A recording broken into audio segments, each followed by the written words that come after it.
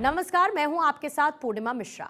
हमारे खास प्रोग्राम क्या कहते हैं नरेंद्र मोदी में आज आपको सुनवाएंगे पीएम मोदी का वो ऐतिहासिक भाषण जो उन्होंने 11 फरवरी 2017 को उत्तराखंड के रुद्रपुर में दिया। अपने भाषण में प्रधानमंत्री ने कहा कि मेरे सामने सिर्फ उत्तराखंड नहीं है, एक लघु हिंदुस्तान है।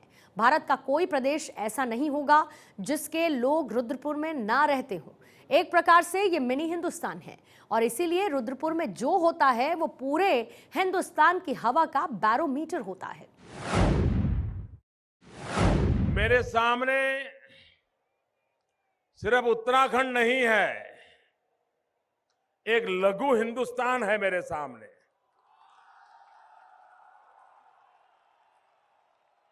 भारत का कोई प्रदेश ऐसा नहीं होगा जिसके लोग रुद्रपुर में न रहते हो। एक प्रकार से ये मिनी हिंदुस्तान है रुद्रपुर, और इसलिए रुद्रपुर में जो होता है पूरे हिंदुस्तान की हवा का वो बैरोमीटर होता है। रुद्रपुर में जो होता है पल दो पल में हिंदुस्तान के कोने कोने में खबर पहुंच जाती है। एक प्रकार से रुद्रपुर हिंदुस्तान के हर कोने से हर पल उसकी धड़कन जुड़ी रहती है। ऐसे रुद्रपुर वासियों को आज मुझे मिलने का सौभाग्य मिला और आप इतनी बड़ी संख्या में हम सबको आशीर्वाद देने के लिए आए। मैं आपका बहुत बहुत धन्यवाद करता हूं, हृदय से आप सबका नमन करता हूं।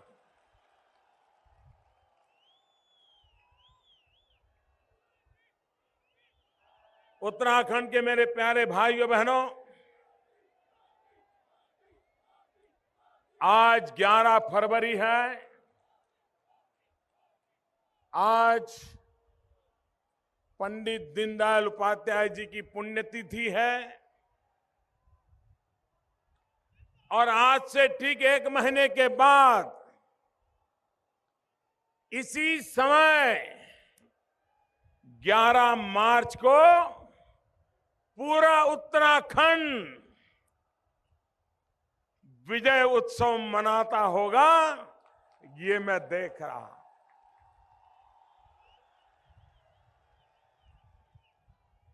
इसकी झलक नजर आ रही है। भाइयों बहनों, मैं अभी आज उत्तर प्रदेश से आ रहा हूं। उत्तर प्रदेश में जब था तो मुझे आज खबर मिली कि उत्तर प्रदेश में एमएलसी का चुनाव चल रहा था। 3 सीटों का नतीजा आया आज एमएलसी का चुनाव का। गोरखपुर, कानपुर, बरेली,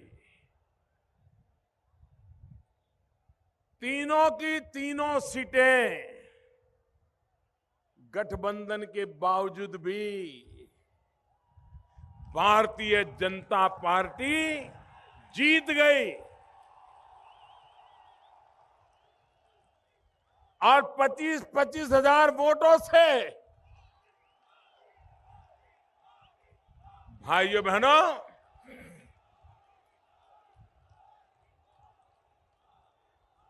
ये हवा का रुख कहां है, इसका ये सैंपल सर्वे था। मुझे मालूम नहीं, मैं दौरे पर हूं, टीवी में खबरें आ रही है कि नहीं मुझे पता नहीं है, लेकिन आज विजय श्री की शुरुआत हो चुकी है।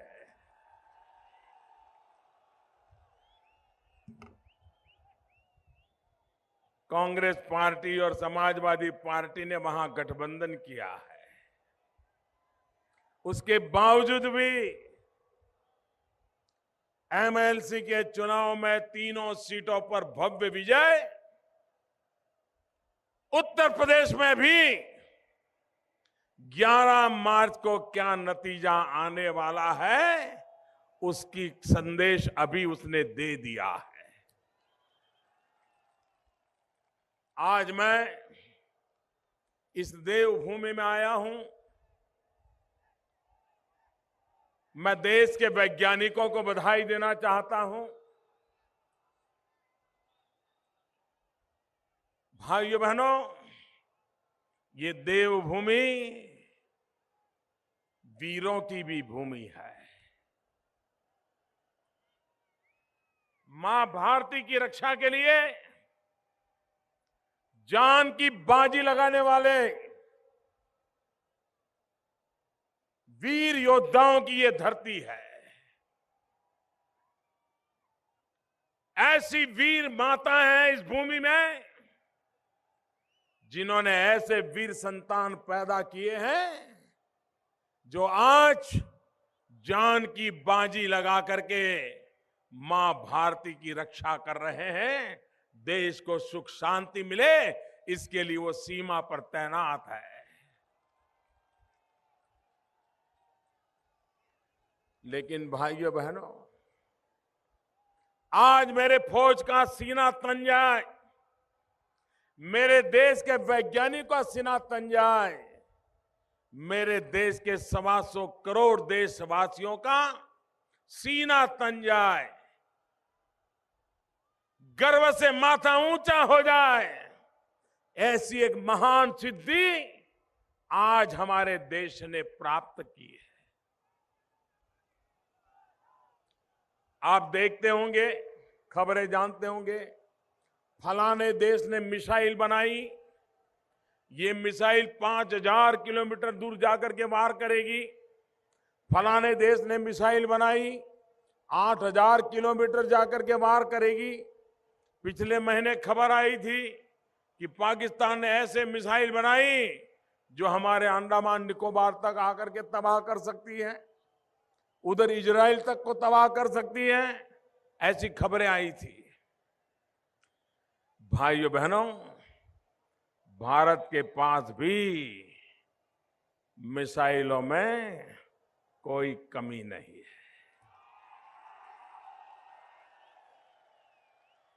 लेकिन आज भारत ने एक बहुत बड़ा पराक्रम किया। आज भारत के वैज्ञानिकों ने एक सफल प्रयोग किया कि किसी भी दुश्मन देश की मिसाइल उसके यहां से निकले और हमारे यहां पहुंचने से पहले ही 150 किलोमीटर ऊपर हवा में उसी को मार सकता है, ऐसी मिसाइल पैदा करती। भाइयों बहनों, 150 मील ऊपर अवकाश में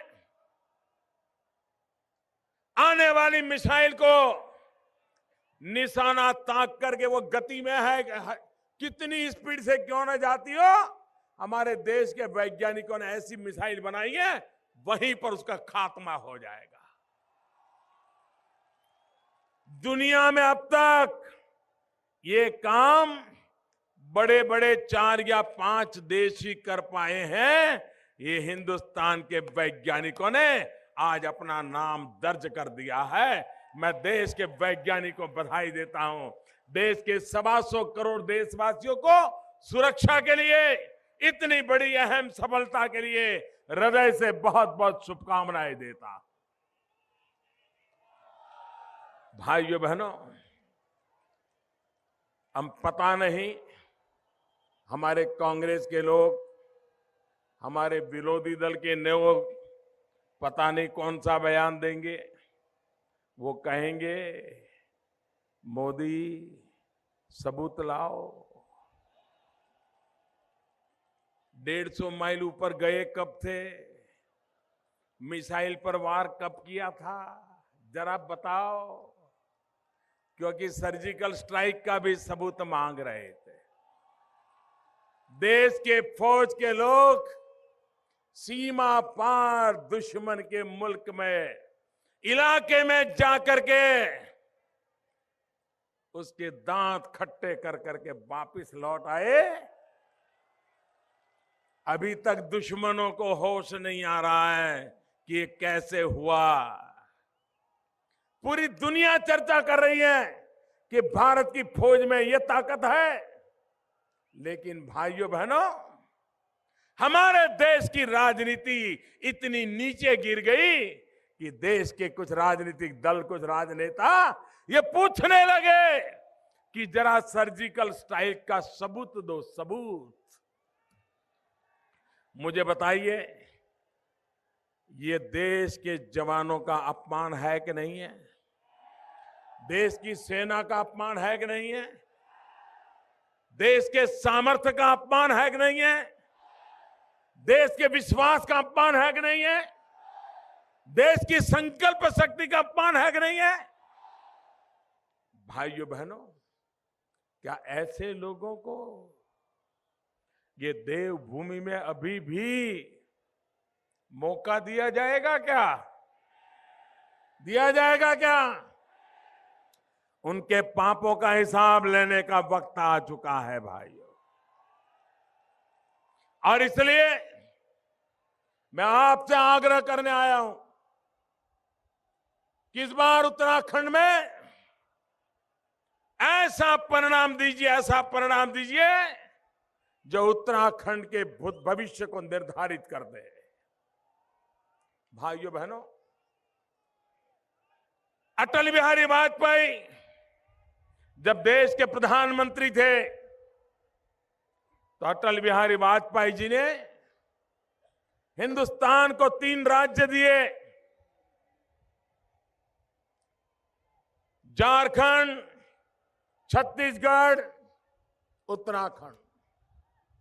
और आज जो रुद्रपुर बना है, ये जो आज पूरा औद्योगिक इलाका तैयार हुआ है, उसका अगर श्रेय किसी एक व्यक्ति को जाता है तो अटल बिहारी वाजपेयी सरकार की नीतियों को जाता है।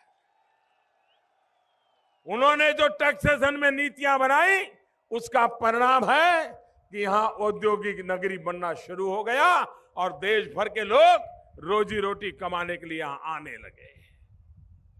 भाइयों बहनों, यहां छोटे छोटे उद्योगों की जाल है, अनेक लोगों को रोजगार देने की ताकत है। इस बार बजट में हमने सबसे बड़े अगर फैसले किए हैं तो इन लघु उद्योगों को सबसे ज्यादा मदद करने वाले फैसले किए। सरकार ने जो ये मध्यम और लघु उद्योगों को 30% टैक्स देना पड़ता था, ये हमारी दिल्ली में बैठी हुई सरकार ने अब तक कोई उनकी सुनता नहीं था। 30% में से एक ठाम 25% कर दिया। 5% रियायत जो उद्योग जगत में बैठे उनको पता होता है इसका कितना बड़ा फायदा होता है। हम मुद्रा योजना लाए, बिना कोई गारंटी कोई भी व्यक्ति बैंक से लोन ले सकता है। इस देश के 2 करोड़ से ज्यादा लोगों को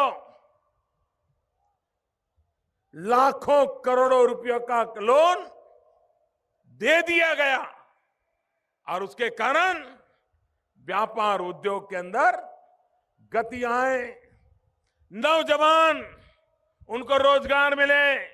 इसलिए स्किल डेवलपमेंट का अभियान, जिस क्षेत्र में जिस प्रकार के उद्योग लगे हो वैसा ही स्किल डेवलपमेंट हो, ताकि उसको अपना गांव छोड़ करके जाना ना पड़े, वहीं कल कारखाने में काम मिल जाए और खुद भी अपना छोटा मोटा कारोबार चालू करना चाहता है तो कर सकता है।